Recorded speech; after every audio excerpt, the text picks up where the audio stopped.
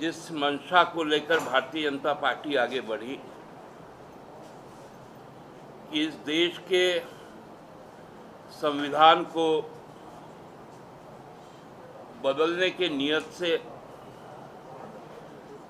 बाबा साहेब के मूल्यों को डॉक्टर राजेंद्र प्रसाद जैसे मनुष्यों के विचारोपरांत जो देश का ग्रंथ बना हमारा संविधान, उस संविधान को बदलना के लिए जो एक सोची समझी पटकथा लिखी गई, जिसमें जनतांत्रिक मूल्यों का क्षरण होगा, जिसमें लोकतांत्रिक व्यवस्थाएं ध्वस्त होंगी और अधिनायकवाद स्थापित होगा, साम्राज्यवाद स्थापित होगा नए रूप में। आज 100 दिन के शासनकाल के बाद एनडीए की सरकार ने उस दिशा में एक पहला कदम आगे बढ़ा दिया। आज के कैबिनेट में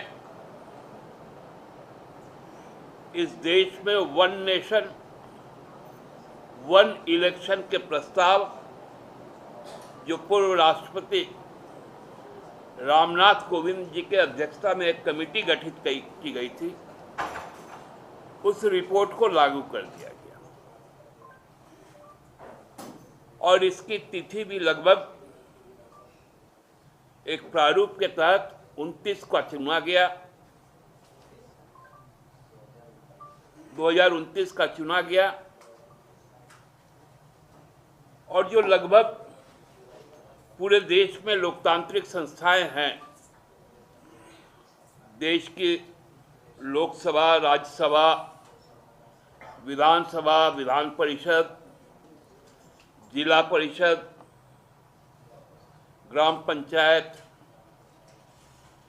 और उसके साथ साथ जो नगर निगम, नगर पालिका, नगर पंचायत, नगर परिषद, लगभग 25 लाख जनप्रतिनिधियों को चुनकर 150 करोड़ के इस पूरे देश में लोगों का प्रतिनिधित्व ये 25 लाख जनप्रतिनिधि करते हैं, उनके अधिकारों पर सीधा सीधी वार किया गया। वो सारा प्रक्रिया समाप्त करने की दिशा में,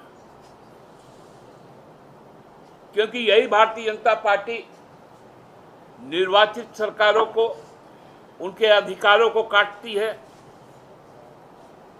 सरकारें तोड़ती है, दल को तोड़ती है और अपने साथ या तो खरीद फरोख्त कर या प्रलोभन देकर या उनको सत्ताशी कर या उन पर मुकदमा लादकर उनको अपने तरफ ले लेती है। ये व्यवस्था उस ओर बढ़ रहा है। सहज अंदाजा लगाया जा सकता है कि भारतीय जनता पार्टी का जो मुख्य उनका स्रोत है आरएसएस, जो मनुवाद के सोच पे चलता है, एकात्म मानवतावाद पर सोचता है, जो हेडगेवार को मानने वाले लोग, वो गांधी के देश को अब बर्बाद करने पे तुले हैं। यह अधिकार सीमित किए जाएंगे। ये वन नेशन वन इलेक्शन, ये कहां की सोच है? क्या इससे सरकारें स्थिर रह पाएंगी? जहां 2028 में जिन विधानसभाओं का कार्यकाल समाप्त हो रहा है, 27 में कार्यकाल समाप्त हो रहा है, क्या वहां पर केंद्र सरकार का शासन रहेगा 2 साल तक और वो अपने अनुरूप चुनाव की तैयारी करेगी, ये बहुत खतरनाक होगा। अभी गृह मंत्री जी भी आने वाले हैं।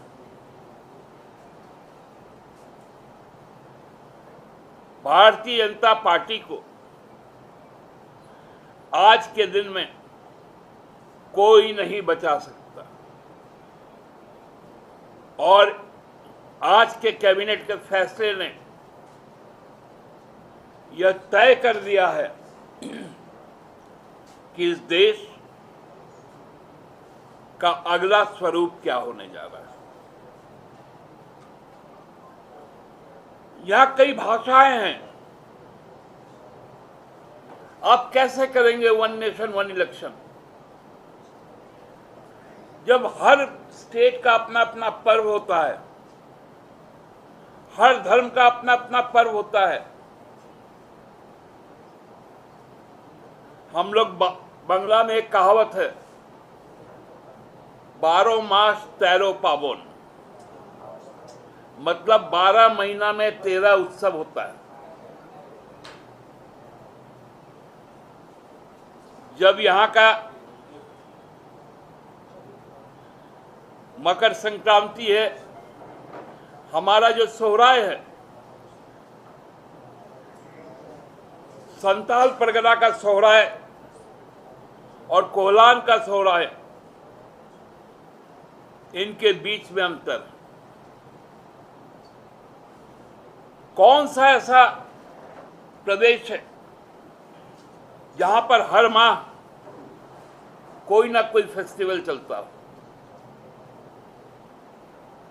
परीक्षाएं चलती हो,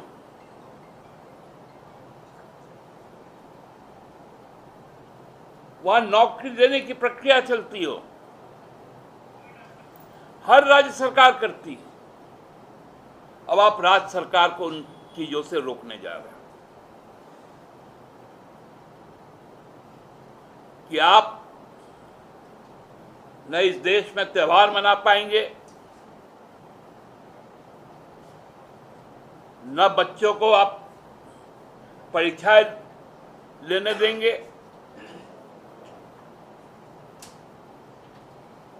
और आपको किसने कह दिया कि एक साथ में वोटिंग होगा तो परसेंटेज बढ़ जाएगा?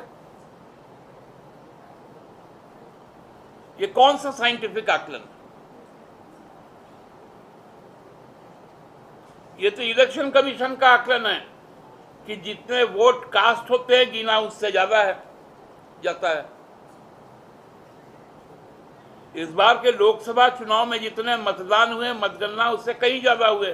14 करोड़ ज्यादा मतों की गिनती हो गई। इसमें जो लोग भी जमहूरियत, लोकतंत्र बचाना चाहते हैं, आज उनके लिए एक बहुत बड़ी चुनौती, जो संविधान को बचाना चाहते हैं, क्योंकि संविधान ने आदिवासियों के लिए, दलितों के लिए, अल्पसंख्यकों के लिए, महिलाओं के लिए, युवकों के लिए, विद्यार्थियों के लिए, सबके लिए, और जो राज्य सरकारें हैं उनके लिए भी कई आर्टिकल्स, कई अनुसूची, कई कानून तय किए, जिसको हम लोग कॉन्स्टिट्यूशनल शील्ड कहते हैं, संवैधानिक कवच। उन पर यह आघात होगा। हमको समझ में नहीं आता, कल तक जो 100 दिन का वाहवाही लूट रहे थे कि हमारी उपलब्धि ये है, हमारी उपलब्धि ये है, आज 100 दिन के बाद जब कैबिनेट बैठा तो देश को किस रास्ते में ले जाने का फैसला किया, इस संविधान को तितर बितर करने का फैसला किया। झारखंड मुक्ति मोर्चा इसका सहन नहीं करेगा। सर्वशक्तिमान राजा कोई हो जाएगा, ये लोकतंत्र में नहीं चलेगा। आप चुनाव हार रहे हैं, और चुनाव हारने के बाद आप लोगों के ऊपर में अपना शासन थोप रहे हैं। भारतीय जनता पार्टी झारखंड में भी,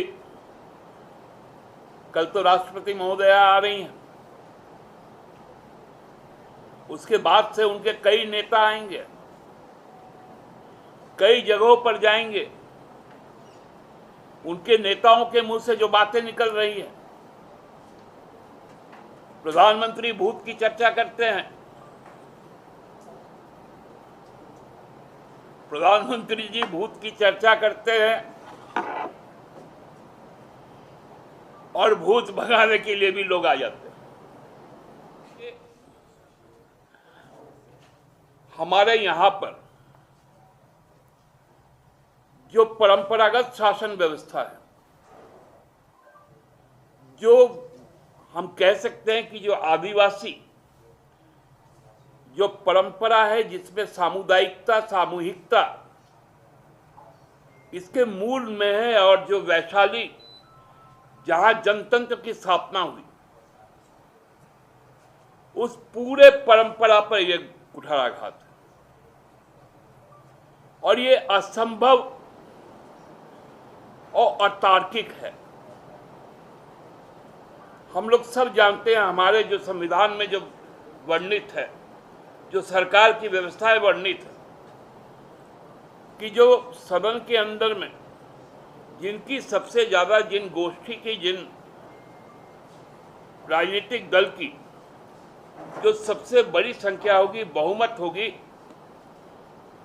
उनकी सरकार बनेगी, वो शासन चलाएगा। लेकिन उसके विरुद्ध एक विपक्ष भी होगा